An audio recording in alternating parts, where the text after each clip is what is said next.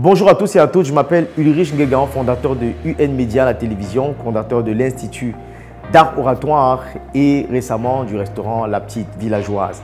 Comment entreprendre quand on a entre 13 et 18 ans? Comment entreprendre quand on est encore au lycée?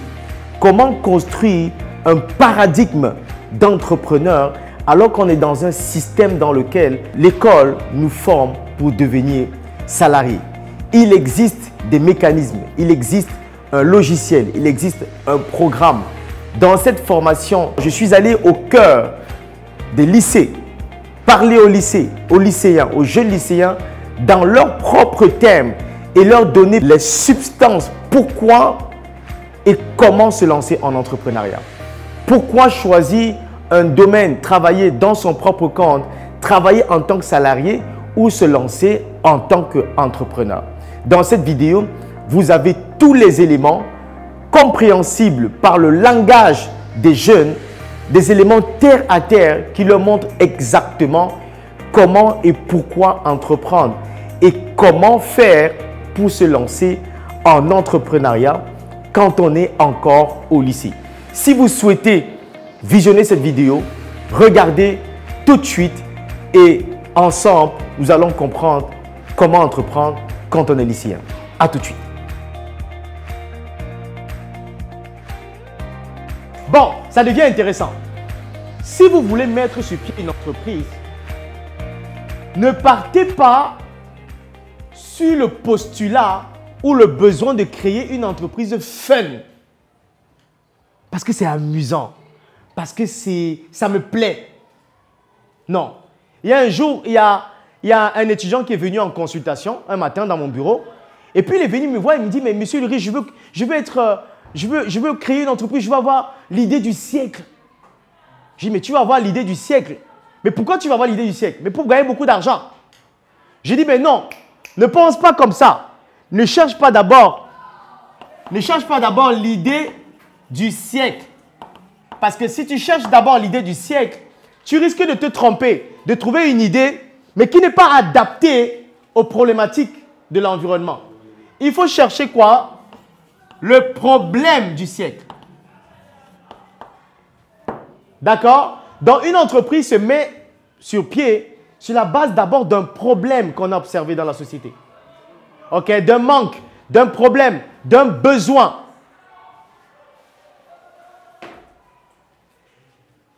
Donc, de quoi naît une entreprise? Si vous avez compris ce que j'ai dit, de quoi naît une entreprise? Oui. D'un problème. D'un problème. D'un quoi?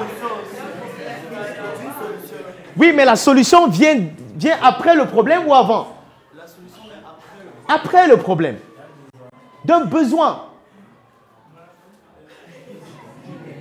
OK? Il faut que ce soit clair. Si vous ne partez pas dans cette logique-là, vous avez très, très forte chance de faire faillite. Faites attention, c'est important ce que je suis en train de dire. Si vous partez simplement, vous lancez en entrepreneur parce que je veux lancer un produit fun. Ah, j'ai un truc qui me plaît. Maman, j'ai un truc qui me plaît, j'ai envie de lancer ça parce que ça me plaît. Ouais, mais ça te plaît, mais tu fais ton entreprise pas pour toi. C'est pour que les autres achètent. Et plus il y a des gens qui ont le problème que tu veux solutionner, plus tu peux gagner de l'argent. Donc, première des choses, je pars d'abord sur la base d'un problème. Donc, du problème, on va dire du problème, je crée une solution qui devient mon produit d'entreprise. Est-ce qu'on comprend? Est-ce que c'est clair? Donc, je quitte d'abord d'un problème que j'ai observé. Je peux par exemple, parmi vous, allez. Je peux par exemple, parmi vous, observer que, il y a des camarades ici qui n'arrivent pas à étudier le soir. On donne les cours, mais il y a des gens qui n'arrivent pas à étudier le soir. Qu'est-ce que je vais faire? J'ai envie d'aider mes amis à pouvoir bien étudier. Donc, qu'est-ce que je fais? Je vais, problème. Le problème, c'est quoi? Ici. Ils n'arrivent pas à étudier. Okay? Ils ont des difficultés à étudier. Maintenant, quelle est la solution? Je vais les aider à mieux étudier donc, et de réussir. OK? Pour faire ça, pour résoudre ce problème, je vais créer un produit qui va permettre de résoudre ce problème-là. Et donc, du coup, je vais peut-être créer une application dans laquelle, ou un site dans lequel je vais loger les cours répétés peut-être en audio. Hein, je vais créer des audios de cours qui permettent qu'ils peuvent relire, écouter le soir et mieux maîtriser. Ça devient mon produit qui est une solution à un problème. Est-ce qu'on se comprend? Est-ce que c'est clair? Voilà. Donc, partez toujours, quand vous voulez mettre sur pied une entreprise, un produit, un projet, qu'est-ce que ça solutionne? Est-ce que le problème est réel? Est-ce que les gens ressentent ce problème? Est-ce que les gens vivent ce problème? Ce n'est pas d'abord pour moi simplement. C'est pour les autres. C'est parce qu'ils vont acheter. C'est pour eux. C'est eux qui ont l'argent pour payer ça. Donc, il faut que ça coïncide avec leurs problèmes. Et ça résolve leurs problèmes. Deuxième des choses, le X. Vous avez bien compris le X, non? Ah, vous avez vu que ce n'était pas si mathématique que ça. OK. Deuxième des choses, c'est cible. La cible maintenant. Mon produit s'adresse à qui? Il faut toujours avoir en tête, quand vous voulez créer une entreprise, vous voulez créer un produit, le produit s'adresse à qui? Oui? Oui, à ceux qui ont besoin. Maintenant, sauf que dans la vie, OK, il y a... Tout le monde n'a pas le même besoin à la même densité. Tout le monde n'a pas le même besoin à la même densité. Tout à l'heure, on a parlé du fait, par exemple, de créer un site dans lequel vous allez loger les audios, dans les lectures audio des cours, pour que les amis puissent télécharger et écouter. Est-ce que c'est tous les élèves qui ont besoin de ça? Non. Peut-être qu'il y a des gens qui ont leur cours privé. Ils n'ont pas de problème par rapport à ça. Donc, il faut maintenant penser quelle est la cible. Quelle est la cible? Qui a le plus besoin de mon produit? Ils sont où? On les retrouve où? Ils sont comment? Ils ont quel âge? C'est ma cible. Je taille ma cible. Quand ma cible est bien connue, mon produit va les atteindre de manière chirurgicale. Est-ce qu'on se comprend? Si j'ai bien taillé la cible, je connais exactement les gens qui ont besoin, mon produit va les atteindre de manière chirurgicale. Je vous prends un exemple. Les gens, ils sont trop forts maintenant. Vous connaissez Kinder Joy, tout ça. Oui.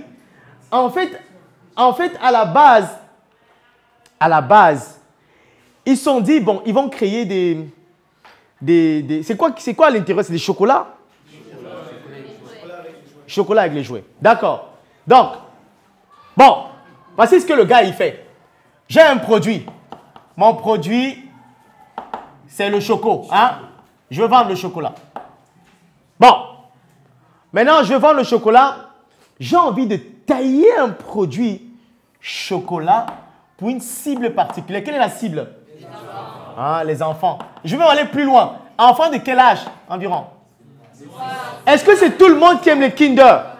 Quand vous allez avec maman, vous demandez, maman, Kinder! Non. Elle va te gifler. Oh, tiens, c'est pas pour toi. C'est pour le petit.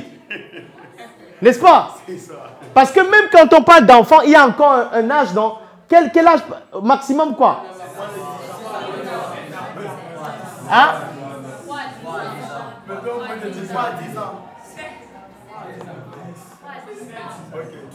Bon, 3 à 10 ans, ok.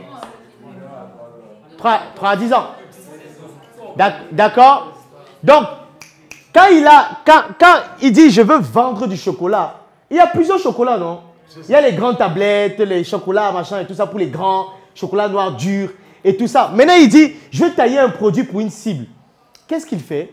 Il prend du chocolat, il va le mettre dans une boîte et dans la boîte, il va mettre ce qu'on appelle les produits d'appel. Il va mettre un hameçon. Vous savez à quoi sert l'hameçon, non? C'est pour pêcher le poisson. Oui. Il va mettre un hameçon. Un hameçon qui est imparable quand la cible rencontre cet hameçon. Et quand vous allez avec votre enfant, il voit le Kinder. Quand ses yeux ont repéré le Kinder, bah, il va vous mettre mal à l'aise jusqu'à ce que vous achetiez ce Kinder. Vous voyez? Donc, ils ont vu un produit, ils l'ont taillé par rapport à une cible. Il y a une autre qui a fait ça. C'est McDo. McDo s'est dit qu'à un moment donné, qu'est-ce que je vais faire? Je vends des hamburgers, des machins et plein de trucs et tout. Mais j'ai envie d'attirer les familles ici. Et donc, qu'est-ce qu'il a fait? Il a créé dans son grand site un centre de jeux pour enfants. Donc, les enfants disent « Ah non, je vais aller jouer dans le site McDo. » Mais quand ils arrivent, ils jouent et qu'on est fatigué, qu'on est transpiré, on a soif, qu'est-ce qu'on fait? Ben, on va prendre... Et peut-être que pendant qu'on est en train de jouer, il y a la grille qui se passe et puis il y a la fumée de braise et de choses qui sont en train de se faire. Vous voyez comment les gens font en marketing? C'est des stratégies. Parce qu'en fait, parce que là, il a une cible. La cible est très importante. La cible est très importante quand vous êtes un entrepreneur. Donc, jeune entrepreneur, première des choses, c'est quoi? Le problème d'abord. Vous ne pouvez pas avoir une cible alors que vous n'avez même pas encore de problème. Hein? Alors vous voyez un entrepreneur qui dit « Ah non, tu cherches quoi? Mais je cherche ma cible déjà. » Peut-être que tu n'as même pas encore de problème. Non. Non, problème d'abord. Problème d'abord. Ensuite, cible. Cible. Jusqu'ici, la cible, ça va? Si on rate sa cible, on peut rater ses objectifs, non? Voilà. Quand on a bien spécifié la cible, et quand la cible est bien trouvée, le dernier élément, le moyen de communication.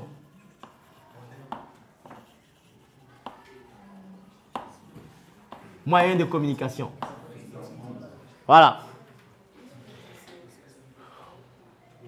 Problème identifié, on a la cible. Ceux qui ressentent le plus ce problème-là, ceux qui vivent le plus ce problème-là, quand on a ces deux éléments, ces deux inconnus ou bien ces deux connus, ces deux éléments connus, le troisième point devient super important. Moyen de communication. C'est-à-dire comment on va arriver à vendre notre solution ou notre produit ici. Comment on va aller les atteindre ce monsieur? Non, c'est ce monsieur, la cible. OK? Ça, voilà. C'est ça. Le moyen de comment on va les atteindre? Moyen de communication, le Z. Et en fonction de la cible, le moyen de communication change.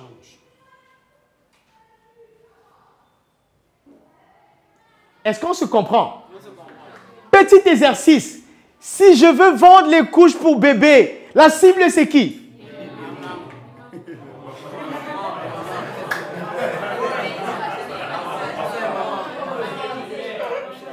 Vous imaginez, vous avez vu déjà un vendeur de couches aller secouer la crèche. Bébé, bon, achète-moi les couches et tout ça.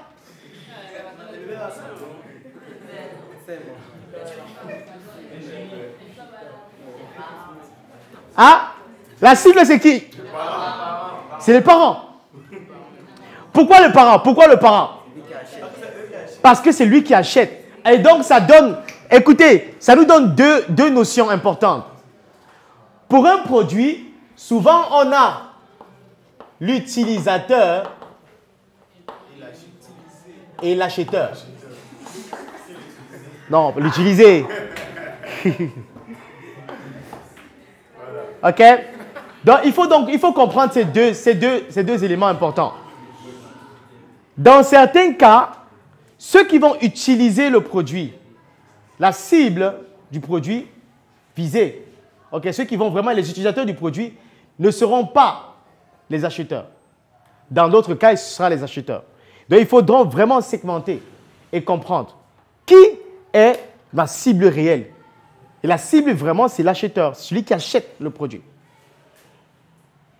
C'est la raison pour laquelle, si on veut vendre par exemple un projet d'université, si on vient dans les écoles, on veut vendre le projet d'université, on cible qui?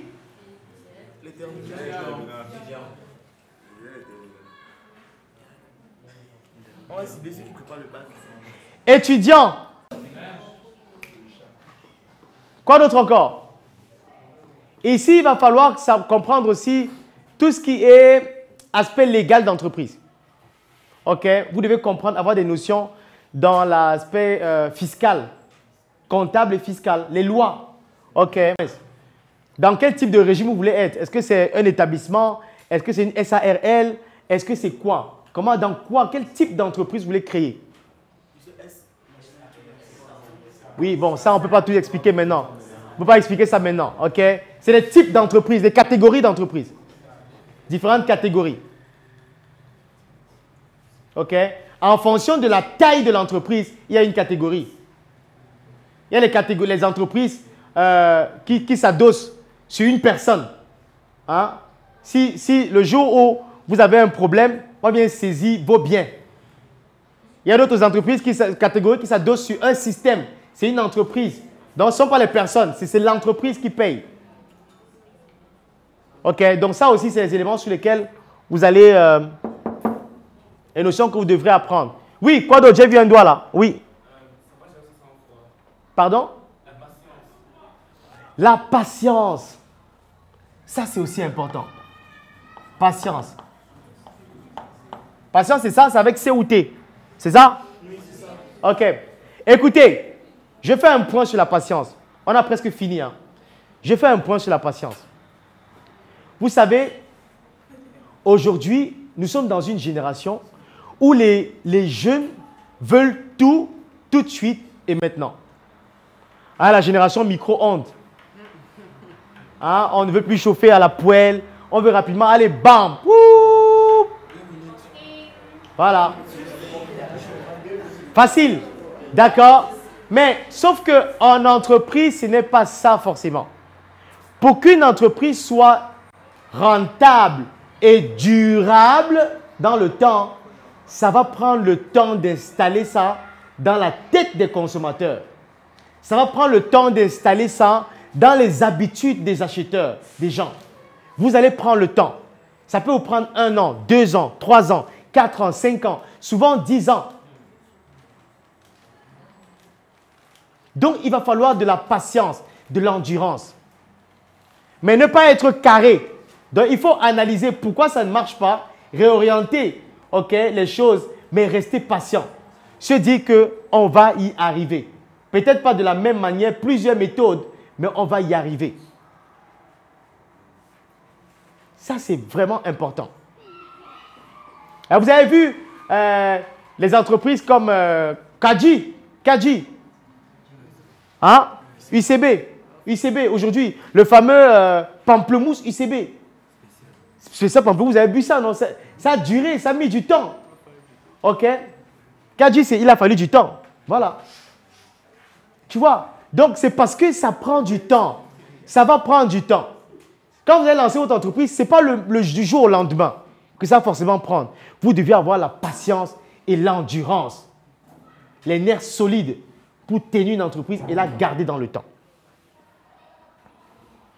C'est pareil dans tout projet important pour vous. Ça peut être un couple, ça peut être des amis, ça peut être la famille, ça peut être plein de trucs. Vous aurez besoin d'être endurant. Parce que rien de bon et de solide ne vient comme ça, d'un coup comme ça. Les arbres les plus grands et les plus durables prennent le temps pour sortir du sol. Hein. Ça prend le temps. Mais quand ça sort, donnez-moi l'exemple d'un arbre qui dure énormément et qui... Le palmier. Combien de temps ça fait pour commencer les premières récoltes? Vous connaissez?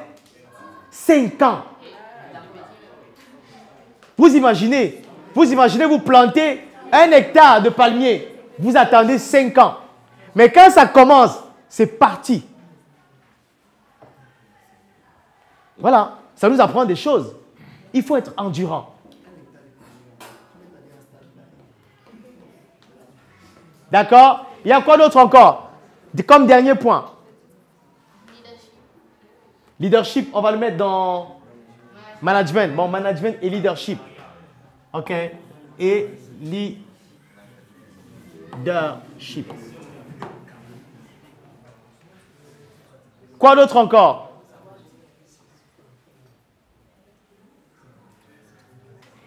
Bon, une petite chose aussi que j'aimerais mettre pour vous, peut-être pour la route, c'est aussi l'environnement dans lequel vous êtes. OK? Il y a des projets que si vous avez ici, qui fonctionnent ici, vous allez l'implanter en Chine, ça ne va pas forcément marcher. Parce que la société chinoise n'a pas forcément les mêmes besoins, les mêmes façons de faire. Hein, si vous voulez peut-être mettre sur pied une entreprise de... Il y a l'exemple, par exemple, d'une dame qui a quitté les États-Unis. Aux États-Unis, elle avait une entreprise de placement de nounous. Vous connaissez les nounous, non? Quand on va à l'école, il y a les enfants, les plus petits qui restent à la maison. Il y a les entreprises qui placent les nounous. Et donc, elle a laissé son entreprise, elle a fermé son entreprise qui plaçait le placement des nounous aux États-Unis. Elle est venue implémenter le même business au Cameroun. Elle a dépensé 17 millions.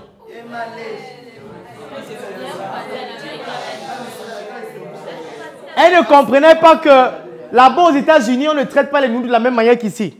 Ici, les nounous font comment? Non, pas voler. Pas.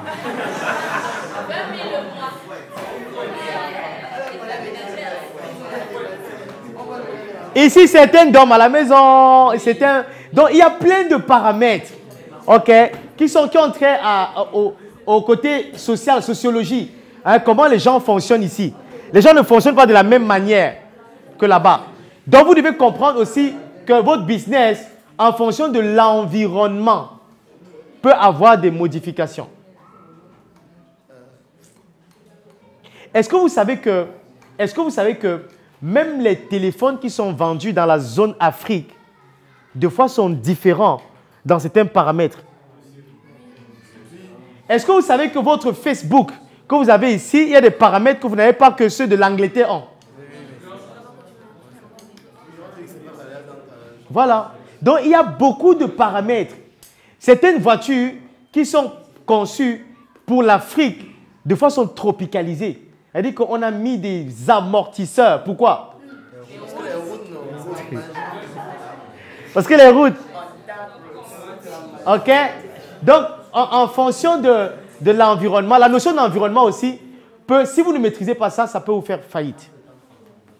Donc, maîtrisez bien votre environnement afin d'avoir plus de chances, plus de possibilités de pouvoir réussir.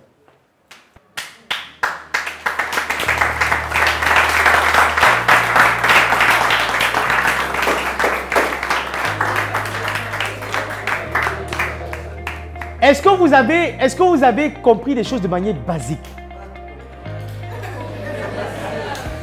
De manière simple, parce que c'était ça l'enjeu. L'enjeu, je ne peux pas vous parler, moi je fais les conférences, je suis conférencier, mais je ne peux pas vous parler avec les termes des grands, des adultes et tout ça. Il fallait ramener ça à votre niveau pour que vous puissiez comprendre dans le b.a.-ba, véritablement. Ouais. Vous avez tout compris? On applaudit alors.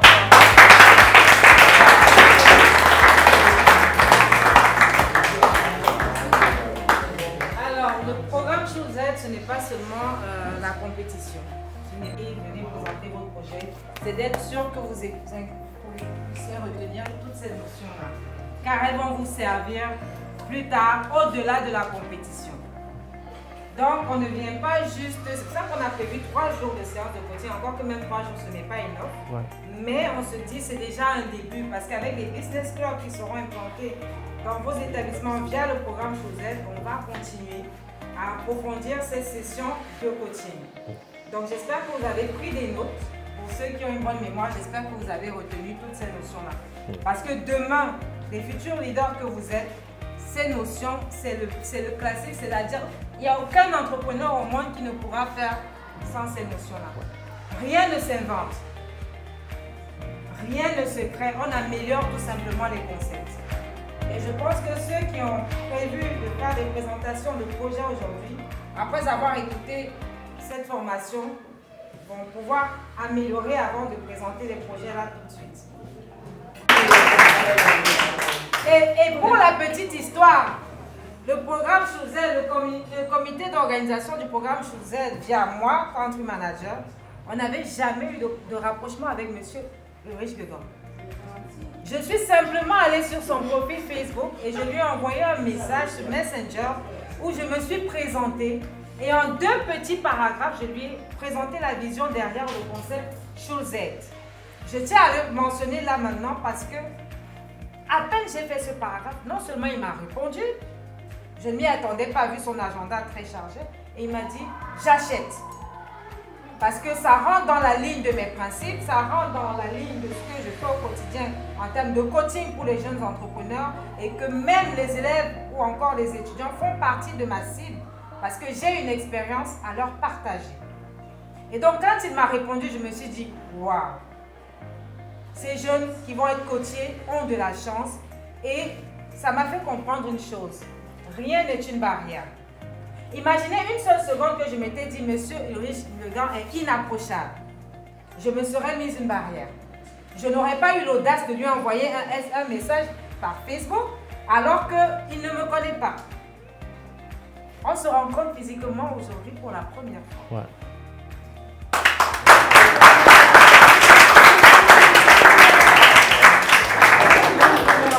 Donc si je vous fais ce témoignage, c'est pour vous dire qu'il faut avoir de l'audace. Audace ne rime pas avec insolence. Il ne faut pas confondre les deux. L'audace, c'est de se dire que, ok, mon objectif, c'est d'avoir des coachs de qualité pour le programme Chouzet. Quand je regarde des profils Facebook ou les personnes que je suis sur mon Facebook, je vois le profil de M. Ulrich Gegan. À ce moment-là, je me dis, il faut qu'il soit là parce que son background, son expérience, sa gestion des personnes, sa manière de coacher, va être un plus one pour les élèves qui vont avoir la chance de l'approcher. Et oui, je n'ai pas peur d'être raboué. Et oui, je me dis, s'il me dit non, j'aurais au moins essayé. Ouais, ça c'est vrai. Ok? J'aurais au moins eu une prise de contact. Au moins, je saurais que peut-être l'approche n'était pas bonne. Peut-être que je vais chercher un autre moyen, mais j'essaye tout de même.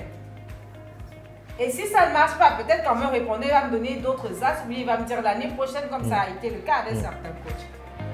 Et j'ai répliqué cette formule lorsque j'ai approché M. Bertrand Bouc, le CEO de Dangote, qui sera le président du jury de la dite compétition. Lui, je n'ai pas son contact, je ne le connais pas non plus personnellement. Je l'ai approché sur LinkedIn, qui est un réseau professionnel pour les entrepreneurs et les entreprises. Et donc, je suis allée dans sa messagerie, je lui ai écrit, je me suis présentée, je lui ai dit en quelques lignes en quoi consiste le programme Chouzet et que j'aimerais qu'il participe. J'aurais pu aller déposer une demande de sponsoring pour Dangote et je me suis dit, ça, ce n'est pas mon approche. J'ai besoin de l'expertise de M. Bertrand Bouc en tant que personne. Et si plus tard, Dangote estime que le projet est bankable, ils peuvent peut-être pour la prochaine édition nous accompagner en tant que sponsor. Et dès que j'ai fait la même approche, il m'a répondu et il m'a passé un appel direct téléphonique où il m'a donné rendez-vous le lendemain à son bureau à 16 h. Qui est cette jeune dame qui m'écrit avec autant d'assurance pour me parler d'un projet que je ne connais pas? Il faut que je la rencontre parce que l'idée derrière est intéressante. Donc quand vous montez vos projets, s'il y a vraiment une plus-value, vous pouvez être sûr que les gens vont vous écouter. Ils vont vous accorder de leur temps. Et même si vous avez mal monté votre projet, ils vont voir en vous une passion. Ils vont voir en vous une vision. Et même avec un conseil, un aîné ou même plus petit que vous peut vous donner une solution pour améliorer votre concept. Ok? Donc vraiment, c'était pour partager cette expérience, pour vous dire que ne vous mettez jamais des barrières. Jamais. Ne soyez pas insolent. Ne confondez pas audace et insolence. Ne vous mettez pas de barrières. Donc, on va passer à l'étape de présentation pour ceux qui ont prévu présenter des projets aujourd'hui. Et le coach avec votre encadreur vont sélectionner le projet qui va représenter l'établissement Duval à la finale du programme Chouzet 2022. Merci. Merci d'avoir suivi cette vidéo dans laquelle on expliquait exactement aux plus jeunes, aux lycéens, comment entreprendre. comment se lancer en entrepreneuriat.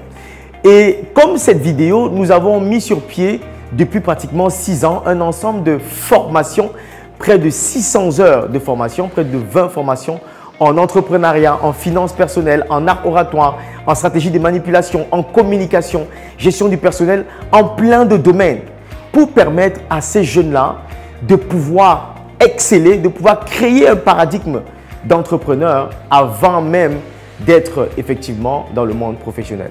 Et ces formations-là, actuellement, nous les laissons à 50 000 francs au lieu de 1,2 million en promotion actuellement. Si vous êtes parent d'élèves, si vous êtes tuteur, si vous êtes grand frère, si vous voulez investir dans la vie d'un jeune, offrez-leur cette formation, offrez-leur ce package de formation actuellement en promo afin qu'ils puissent construire un programme qui leur permettra eux-mêmes d'entreprendre et de gagner leur vie et de construire un patrimoine.